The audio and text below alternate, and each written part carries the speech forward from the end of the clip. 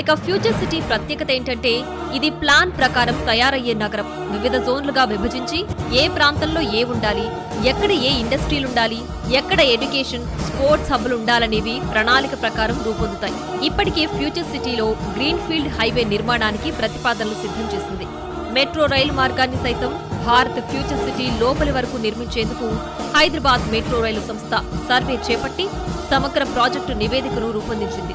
శంషాబాద్ అంతర్జాతీయ విమానాశ్రయం నుంచి ఔటర్ రింగ్ రోడ్డు మీదుగా కొంగరకలాన్ ఎగ్జిట్ నుంచి రంగారెడ్డి జిల్లా కలెక్టరేట్ మీదుగా మీర్ఖాన్ పేట్ వరకు సుమారు 39.6 కిలోమీటర్ల మేర మెట్రో రైలు మార్గాన్ని నిర్మించేందుకు డిపిఆర్ను హైదరాబాద్ మెట్రో రైలు సంస్థ సిద్ధం చేసింది. Multi modal connectivity, bus, metro రైలు సౌకర్యాలు సమకూర్చేలా ప్రణాళిక రచించింది ప్రభుత్వం. అంతర్జాతీయ నగరాలకు ధీటుగా ఫ్యూచర్ సిటీని నిర్మిస్తామని ప్రకటించిన ప్రభుత్వం ఇందులో అన్ని వనరులు, సౌకర్యాలు ఉండేలా ఏర్పాట్లు చేస్తోంది.